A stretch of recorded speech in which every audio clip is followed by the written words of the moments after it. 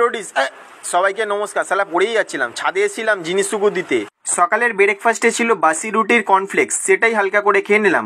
Strong breakfast. ঝরে ঝরে দুধ পড়ছে, মেঘলা করেছে আকাশ। হনুমানজিকে নমস্কার করে কাস্টমারের কাছে যাচ্ছি, চলো ধমকি মেরে টাকা তুলতে হবে।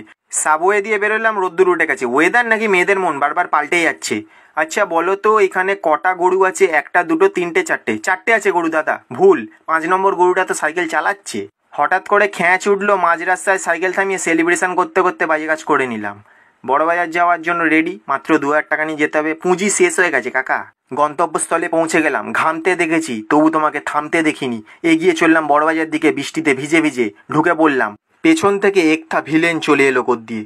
কাকা দলের স্বচ্ছ কর্মী, দলের পতাকা দিয়ে জামা কাপড় ঢাকা দিয়ে দিচ্ছে যাতে না বৃষ্টিতে ভেজে। দলের এই অবস্থা দেখে আমার হাসি পেয়ে গেল হঠাৎ করে।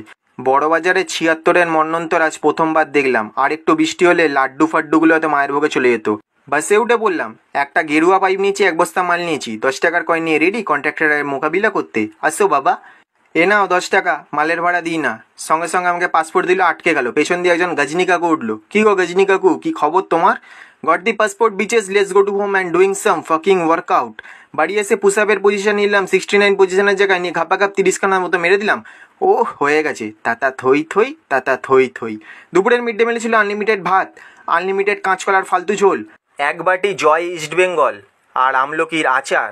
বহু যুগ পর আমি পদ্মা নদীর প্রেমে আপ্লুত হয়ে গেলাম।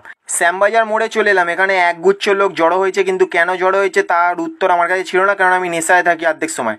তারপর বুঝলাম অনেক রিসার্চ করার পর যে রাষ্ট্রপতি এসছে। হ্যালো। মেট্রো ঢুকে বললো স্যাঁক করে, এবার আমাকেও স্যাঁক করে ভগবানের কাছে পৌঁছে যেতে হবে। নন্দনে এসে দেখলাম বাদাম কাকা বাদাম বিক্রি ছেড়ে লুডো খেলছিল। কে এক আবার থাবড়াচ্ছিল ওকে, কি ইনোসেন্ট মুখ, কেউ ওকে থাবড়ায়। দুঃখ পাওয়ার জায়গায় আমি দাঁত কালার মতো হেসে ফেললাম। ভাস্করদার দোকানে চলে এলাম। ভাস্করদা আমাকে দেখছিল কিন্তু চিনতে পারিনি। তারপর চিনে গেল যে এই তো সেই মালটা। আমার একটা ফ্যান আমাকে বাজে কাজের জিনিস গিফট করলো, থ্যাংক ইউ সো মাচ।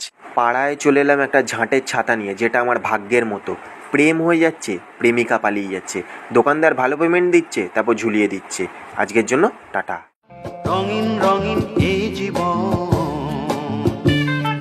মিঠা মিঠা প্রতি দুঃখ, ও বারে বারে বিসারি সে